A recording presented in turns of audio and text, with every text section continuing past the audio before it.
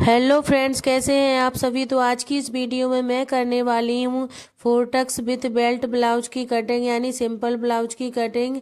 तो सबसे पहले मैंने अस्तर के कपड़े को इस तरीके से डबल फोल्ड कर लिया है। तो हमने अस्तर के कपड़े को इस तरीके से डबल फोल्ड करना है जिसमें हमारे ब्लाउज का फोर्थ पार्ट यानी चेस्ट का फोर्थ पार्ट और प्लस 2 इंच मार्जिन आ जाए। तो सबसे पहले मैं बैक पार्ट की कटिंग करूंगी। तो इसके लिए मैंने अस्तर के कपड़े को इस तरीके से फोल्ड कर लिया है। अब हम लंबाई का निशान लगाएंगे। तो तैयार ब्लाउज की जो हमारी लंबाई थी वो है 14 इंच। तो हम 1 इंच कपड़ा एक्स्ट्रा मार्जिन का लेते हुए 15 इंच पर इस तरीके से एक लाइन ड्रॉ कर लेंगे।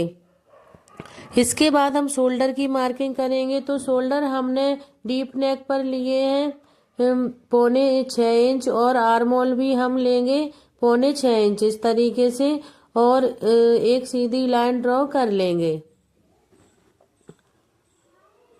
इसके बाद हम यहाँ से चेस्ट का फोर्थ पार्ट लेंगे 9 इंच यानी 9 इंच और 1.5 इंच लेंगे मार्जिन का, और एक सीधी लाइन ड्रॉ कर देंगे।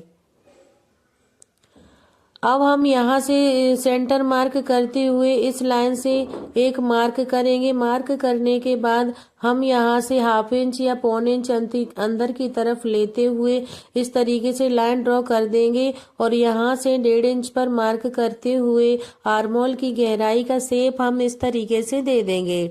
अब हम कमर की मार्किंग करेंगे। तो कमर है हमारी 30 इंच, उसका 1/4 भाग होता है 7.5 इंच, और 1 इंच लिया है हमने कमर की प्लेट्स के लिए। मार्जिन और फिटिंग वाली दोनों लाइनों को मिलाते हुए इस तरीके से हम लाइन ड्रॉ कर लेंगे।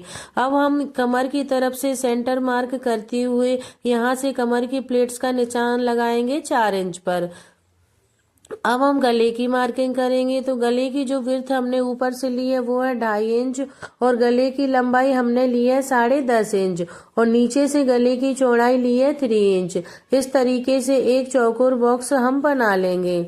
मैं इस तरीके का गला ड्रॉ कर रही हूँ, यानी गोल गला बना रही हूँ अपने इस ब्लाउज पर। आप अपनी पसंद से कोई भी डिजाइन डीप नेक गले पर बना सकते हैं। ये मेरे बैक पार्ट की मार्किंग कंप्लीट होने के बाद मैं इसकी कटिंग कर लूंगी। ये हम बैक पार्ट की कटिंग कर रहे हैं। सबसे पहले नीचे से भी अच्छे से हम यहाँ एक छोटा सा कट लगा लेंगे, और गले की भी हम इस तरीके से कटिंग कर लेंगे। ये हमारे बैक पार्ट की कटिंग कंप्लीट हो चुकी है। अब हम फ्रंट पार्ट की कटिंग करेंगे। तो फ्रंट पार्ट की कटिंग करने के लिए सबसे पहले हमने सीधी लाइन ड्रॉ कर ली है। अब हम यहाँ से हाई हुक का मार्जिन लेंगे, यानी हाई हुक की पट्टी लगाएंगे। उसके लिए हम 1/2 इंच मार्जिन का ले लेंगे इस तरीके से। अब हम नीचे से 1 इंच इस तरीके से मार्क करेंगे, क्योंकि हमें फ्रंट पार्ट में बैक पार्ट से 1 इंच मार्जिन लंबाई में ज्यादा लेना होता है। अब हम बैक पार्ट को इस तरीके से फ्रंट पार्ट पर रखते हुए हाई की पट्टी के मार्जिन को छोड़कर सेम इसी तरीके से मार्किंग कर लेंगे। हमारा फ्रंट पार्ट में हम तीरा यानी कि बेल्ट लगाएंगे, उसके लिए हमें 1 इंच मार्जिन एक्स्ट्रा लेना होता है फ्रंट पार्ट में बैक पार्ट से।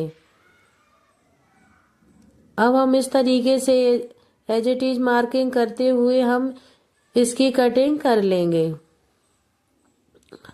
अब हम फ्रंट पार्ट की मार्किंग करेंगे। तो सबसे पहले हम बेल्ट की मार्किंग करेंगे 3.5 इंच पर। इस तरीके से नीचे से हम बेल्ट यानी तीरे की मार्किंग करेंगे 3.5 इंच पर, और एक सीधी लाइन ड्रॉ कर लेंगे। अब हम यहाँ से 1/4 इंच यानी 1/2 इंच मार्जिन का लेते हुए इस तरीके से बेल्ट की मार्किंग कर देंगे।